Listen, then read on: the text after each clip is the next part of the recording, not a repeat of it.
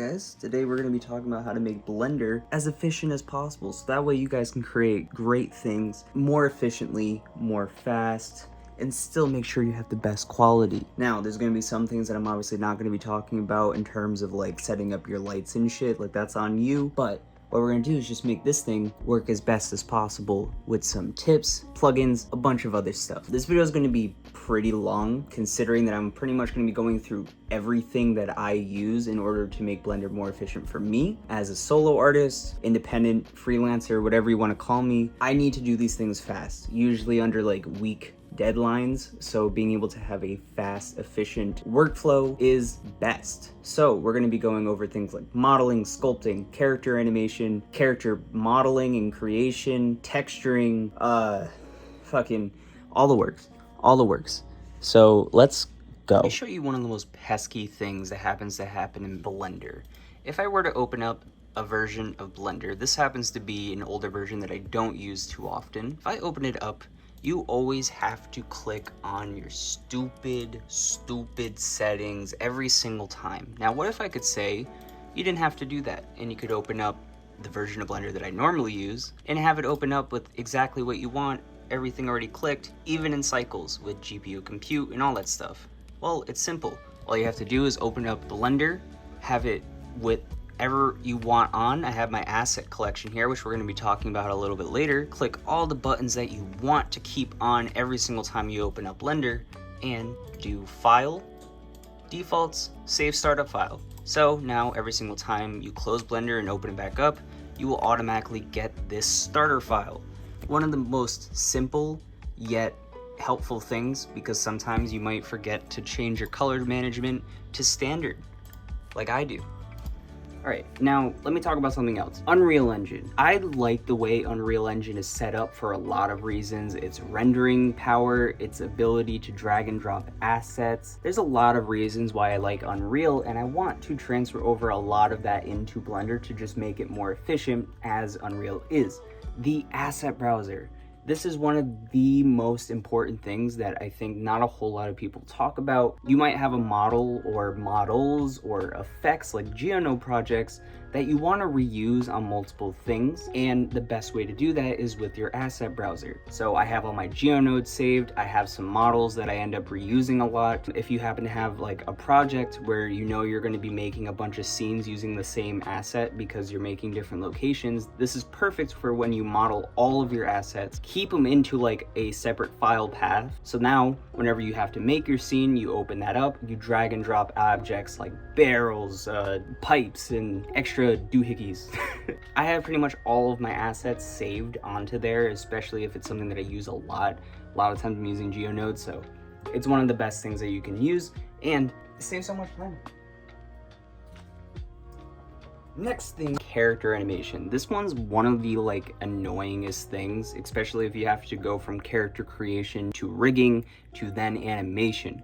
Now, I'm gonna kind of show you my workflow in terms of how I create my characters to rigging them and then animating, because I think it happens to be really fast. First, what I do is I usually start with a base mesh of a character. Usually use Make Human because it's free and there's nothing really wrong with it. You just have to sculpt the body a little bit to make the features come out more, maybe define some like muscle regions and go into your sculpting artistic abilities there. Then from there, all I have to do is create the clothes, which I usually use the base mesh to create like shirts, jackets, and all that types of stuff. Main issue, claw simulation's a little bit of a hassle there, so keep that in mind. But for rigging, I have a really nice method that allows me to use Rigify, but in a much simpler way. What I use is this plugin, which I'm going to link in the description. I forget what it's called. It's on the screen. Essentially, all it does is it takes a Mixamo rig, which is one of the most easiest systems for rigging any of your characters, and it takes that rig, plops it into Blender. You click like 2 buttons and it generates a Rigify rig. It's very simple and it automatically parents your Rigify rig to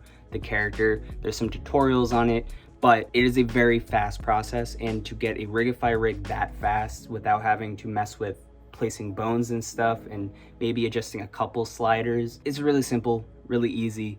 I recommend it. It even adds face bones if you want it, so little note.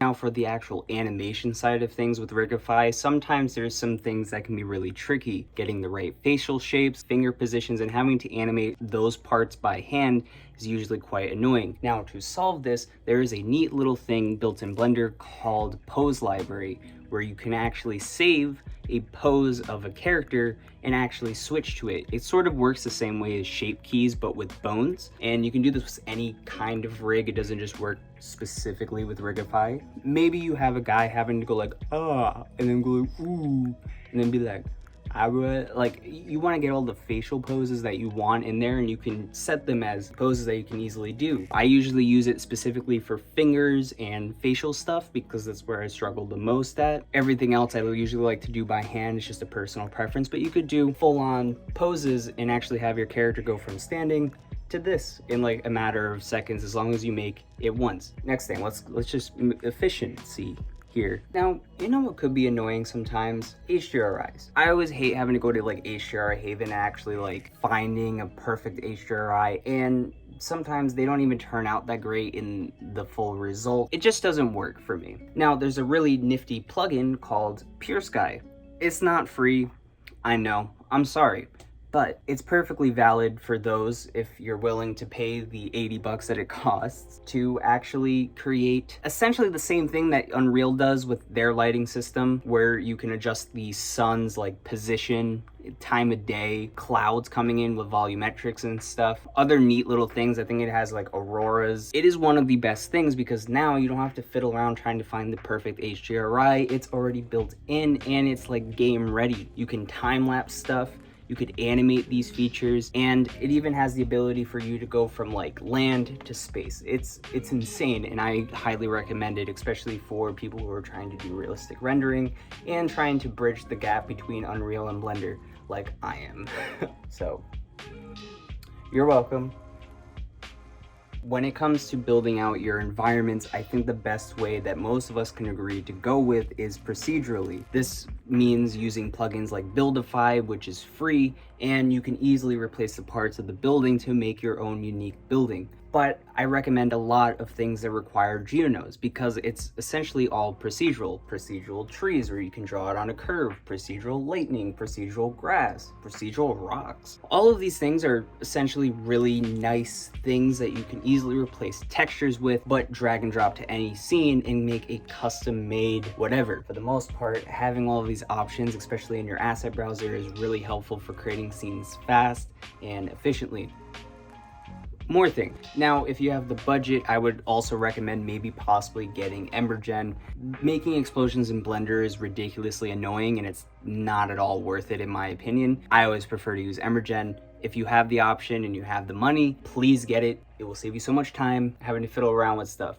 Again, the name of this video is literally just to make Blender more efficient, and if that means using external plugins, please do so. Modeling objects. You know, you could always model objects. I don't really have a whole lot of tips for modeling here. That's usually something I just do by hand, and it's kind of relaxing for me, so I usually like to take my time with it to make sure every little thing is perfect, and I do all the traditional modeling stuff, so there's nothing really too efficient there, and everyone already agrees that Blender is pretty much the best modeler that's out there right now, so there's no room for arguing something that's already pretty efficient. But something that would save you some time if you have the time and you actually leave the house, unlike myself, is to photo scan stuff. Use Polycam. It's a free app and you can photo scan whatever you want. If you happen to have an iPhone with a LiDAR or any phone with a LiDAR sensor, it will scan for free. If you don't have a LiDAR, it kind of sucks because you can only use photo mode and there's only a certain amount of photos modes that you can take for free. I think it's like 10 or 12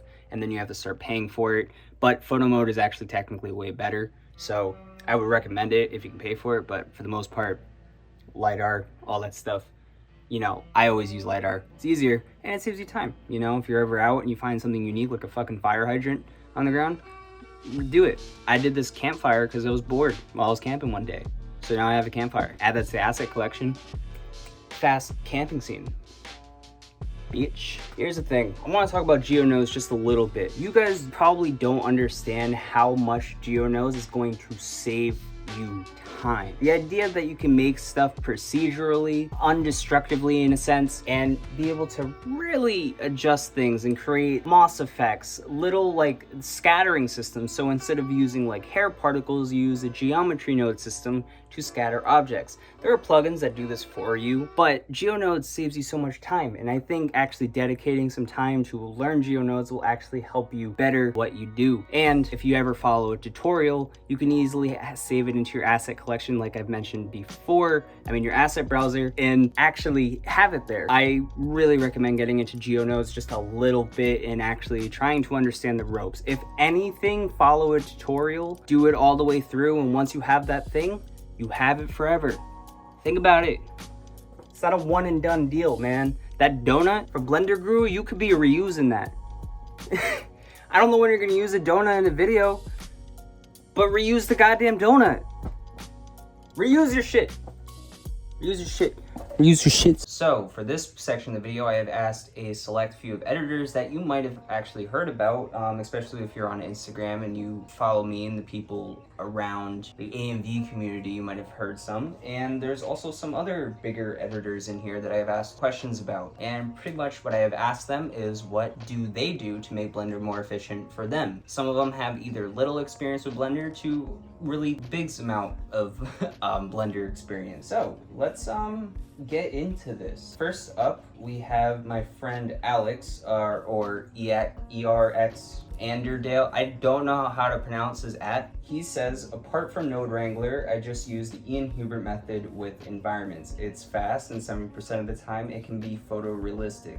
He's pretty much like super efficient at Blender whilst maximizing quality. That's my workflow is with being fast. With modeling, I focus on adding details that can be seen easily. Typology isn't important with areas of the mesh that cannot be seen or is hard to see. So I like this a lot. The Ian Hubert method, if you don't know what he's talking about, is basically a system where you get like an image of like a building face and you would extrude different parts of that image to give the illusion that it's 3D by turning the image 3D. So if there's like an AC unit, you extrude that out, doors go in, windows go in, making the windows slightly more reflective and stuff like that. Ian Hubert is really good at stuff like this, so I do recommend checking him out and looking at his tutorials, especially if you want fast, efficient things. He invented the lazy tutorial that we now know today is pretty much the 1-minute tutorials, the things that happen really fast. All right, now we have Limpzoo. Zooey. I don't know how to pronounce your ads. Some of these people I don't really know, so I'm sorry. He uses Cinema 4D, so he doesn't use Blender. So he says, in my case, I think it's the pose mode because Cinema 4D doesn't have that, but it would be unfair comparison because then you can also say other programs have better pose modes than Blender. That's true. There are certain features in Blender that I think are a little bit easier to use than most softwares. So just in general, there's a bigger ease of use to most of these softwares. I don't think I phrased the question right, but I also didn't know he used Cinema 4D at the time. So yeah, still in general, that pose mode is pretty helpful for a lot of reasons. I already talked about the animation side of things a little bit with the pose library, the whole shape key decision stuff. And that saves a fuck ton of time, makes your stuff more efficient. Now let's go on to my boy Lore Cloud. So he sent a pretty long one, so we'll read it out real quick.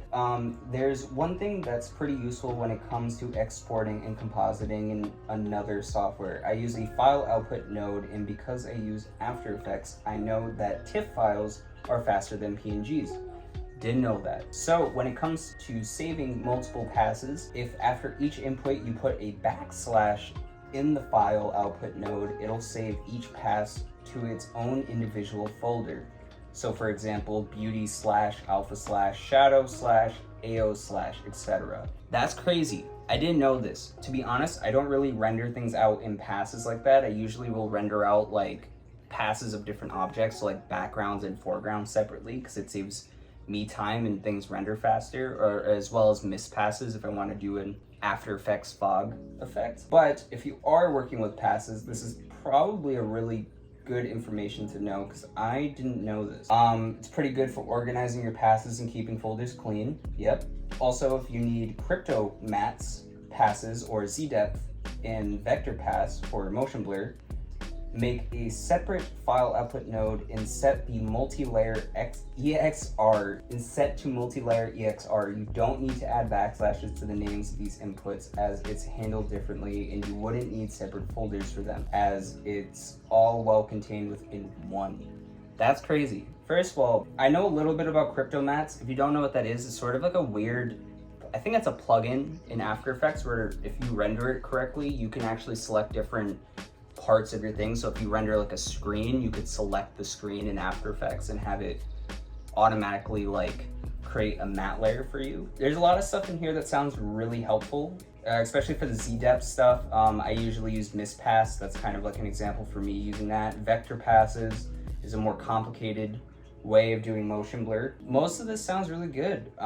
He explains it really well, and I don't think I need to go into detail. If you want to look up what some of this stuff means, I suggest you do so. Next, let's go to Brandon VFX. You might know Brandon. He works with Reanime. I've worked with him in the past on a Reanime project a long time ago for 7 Deadly Sins, which I think just hit 2 mil, so sick, let's go. He's just really good with VFX. Yeah, Brandon's really talented, and he's mainly an After Effects user, which he explains here. Unfortunately, I'm not super proficient in Blender, not enough to have any real tips at least. If I'd say anything, it just get used to using hotkeys, things like numpad period to center the camera, numpad 1730 for camera controls, shift S, tab Z for different viewport modes and stuff like that. Yeah, I mean, that's one of the best things that I probably should have mentioned in this video is using your goddamn hotkeys. Use them. It will save you so much time, like just navigating your viewport and understanding the controls. And this is very beginner Blender stuff.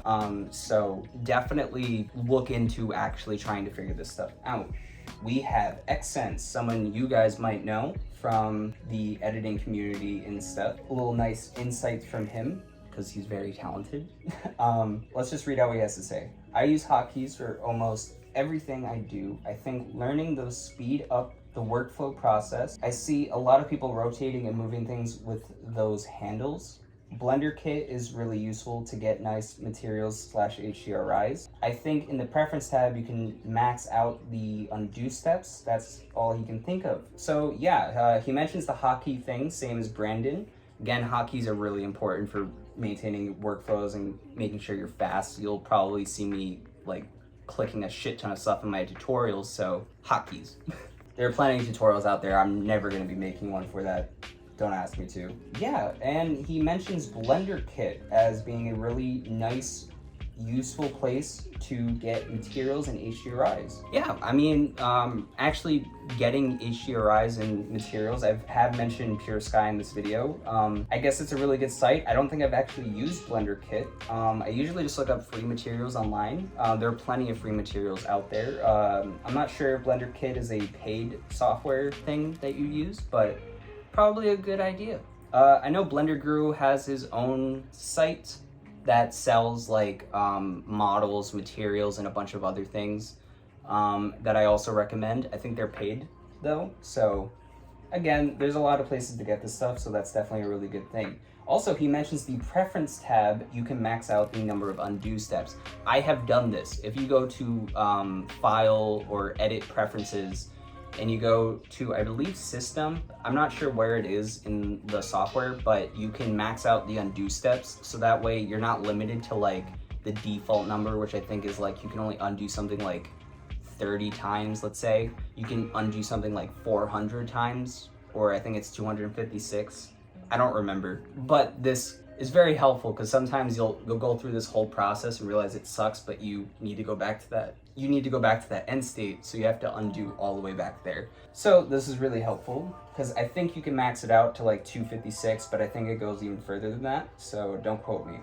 But yeah, let's talk to Jalex Rosa. You definitely know who Jalex Rosa is. He made like the I made Obito in real life in like a week. He's made a lot of great projects, and I think he's like the epitome of like what real life anime should look like, in my opinion, if you're gonna go for that aesthetic. I'm more on the CGI game. I stopped caring about the whole real life thing. I kind of did it with Mob Psycho, but I don't go as into much detail as Jaylex does with his videos. To be fair, he's not a big Blender user, or he doesn't do much in Blender. He's a very big After Effects, Photoshop type of guy. So for him, his main thing was to clean up unnecessary geometry with Disseminate. And this is actually a really good tip, to be honest. Disseminating basically means you can unsubdivide objects in vertices. So for instance, if you have a photo scan that's really high poly, you might want to disseminate and take off a lot of the vertices on it, because Blender has a hard time handling like million+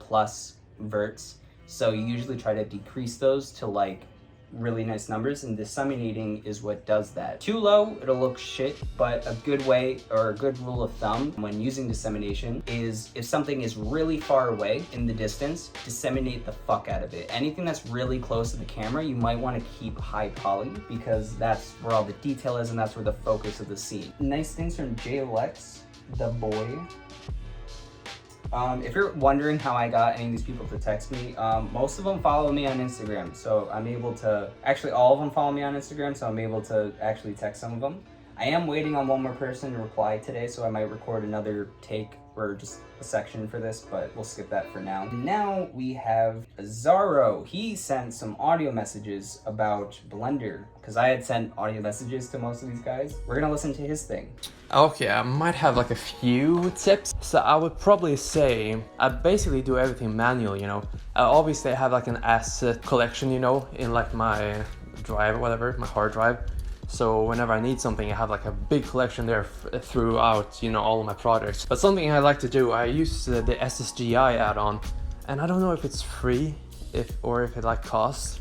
But I mean, if you want to have like a scene with like good and realistic lighting, you know, basically like Unreal, obviously you have to do like the regular settings, but SSGI is like a really good tip, so you can get like some bounce light, you know. So he mentions SGII, I believe. I think I might have blanked it out, but that plugin is so sick. If you don't know what SGII is, it is basically like a global illumination plugin for Eevee. Eevee doesn't have global illumination, and that's why everyone uses cycles and prefers cycles, because global illumination basically equals realistic light. The light that is bouncing off my body right now from the sun outside is basically global illumination. Eevee doesn't have that. It's all kind of faked in some essence, but this gives you global illumination to an extent that looks really good. I wouldn't say it's the best version for it. I still prefer cycles even with this plugin. Again, if you need fast renders and you want to use Eevee still, this is probably a good alternative to actually at least getting some screen space reflections. Let's keep listening, because I think he has some more tips. But like all the other tools that I use, and I use like, for example, Botaniq or whatever it's called, which is like a big nature library, you know. In Blender, it's so nice because you have so many trees, you have grass, plants, you know. So when you want to do a nature scene, for example, you can throw one together so fast with just Blender because you have this add-on. And then I use, you know, Node Wrangler and stuff that speeds up the node workflow, you know. Those are like the main things. Alright, yeah, so he mentioned something about a Botaniq plugin, which basically is, it's sort of like an asset pack. I think we can go over this a little bit more. He uses it because it comes with a shit ton of trees, grass, and like vegetation, rocks and stuff to just add to your scene as like extra details. You can download a lot of free models online using free 3D, Turbo Squid, and some of them even sell asset packs on those websites for like buildings that you can scatter around in places, and I think it's worth it. Usually you pay one price for all of these assets, and who knows, you might be using them a lot. Yeah, this is a really good tip. I mean, just download free 3D models, asset packs and stuff like that, and then putting them into your asset browser is a great fucking tip, not gonna lie. And in cycles, this only works in cycles. If you press on like an object, for example, or a light, you can go into the visibility tab, and there you can find it. You can turn it off, you know. So for example, an object is only visible in transmission, for example. Let's say you want to have an effect where a character or an object is just visible in glass. That can be kind of cool. Or, you know, just in, for example, reflections. Yo, wait, that's sick. Having stuff only show up in certain visibilities, this is really helpful. So for instance, there are times where you might make like a point light and you'll put it in front of like a mirror or something, and then you'll see this big orb show up in your mirror. To get rid of that, you usually go into your visibility settings and just turn that object so like it won't be able to be visible through transmission and stuff. Any mirrors, glass and stuff, you won't see that like harsh line. I don't know if this really makes Blender more efficient, but it is a very cool effect that would require less compositing later on, because this could be a compositing trick, but also would probably save you time rendering, instead of just rendering it with the effect on instead of compositing it in later, which would have been my tactic personally. Let's go over to my boy Yadi Feng Liang. I think that's how you pronounce his name. I'm sorry, bro, if I pronounced your name wrong. He's really good. He has these very like stylized renders that I find very interesting. He's a Cinema 4D user, but he's been experimenting with Blender a little bit, so I wanted to see if he had anything to say. I'm not well versed enough in Blender to really give out my opinion, but definitely light GRPs or lights that only affect specific objects. That would be super nice because they don't have that right now. I think I asked him, is there anything specific you would want Blender to have to make ease of use easier? So for him, he usually does this thing in Cinema 4D where he only has certain lights affect certain objects. And you can kind of do that with Azaro's method. I'm sorry, I'm just gonna call him Simon because that's what it says. But it's not as great as it is in Cinema 4D, especially for what he does. So having something where like, if you have an area light only affecting a very specific object in the scene would be nice, because Blender, you can only really affect certain levels. So if there's a bunch of glass around, but you only wanted to affect one glass object, that's kind of impossible. I think you would have to render it completely separately and then composite layer everything together, and that's the best you could do. But like, let's say you turn off everything besides transmission, it'll look through every type of transmission that is in the scene instead of just the one object. So a little annoying, but yeah. So this is K-Motion. K-Motion's actually really dope. He's worked on stuff for Adult Swim, which obviously everyone kind of knows that. He has a very unique sort of like toon shaded style that also interprets 2D as well, because they'll usually add 2D drawn characters. It has a really cool system that he's worked up for that. But let's ask him and see what he said. He uses Blender, and for skies and backgrounds, I mostly just use the background/world colors. Most of the time, I even export as PNGs and add a solid background while compositing in After Effects. This is a generally good tip for most things. I do this a lot where I'll export usually with a transparent background, so that way I could either composite my own type of background in. It's a really good tip. So usually what I'll do personally is I will render the background separately, completely, like the HDRI alone, I'll usually render as its own separate pass. The reason I do that is because sometimes I'll use a certain HDRI as lighting, but then I'll want to render a different background, so this is kind of a good alternative. He has a very specific style, so usually he'll add in like his own like 2D clouds that he kind of adds in compositing wise. You could just add something as like an images planes and create like matte paintings for the background. I've done this for my AI projects and stuff like that, but that's a overall good thing. Say bye, Saka. Say bye. Say bye to the video. I had a really fun time actually making this video.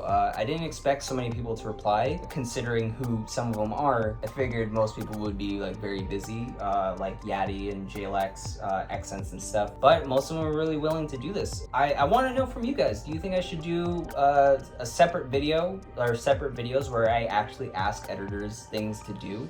Or like like tips and tricks from other editors and maybe like full-on interviews with some of them. I think that would be really good, fun videos to do, because this was really exciting to just like ask a bunch of editors like, hey, what do you do? Yeah, I mean, it was really fun. I'm really happy with the responses from everybody. Very enlightening, some things that I didn't know about and learned myself. But that's the end of this video. Hope you enjoyed, hope you learned something, all that stuff. Like, subscribe.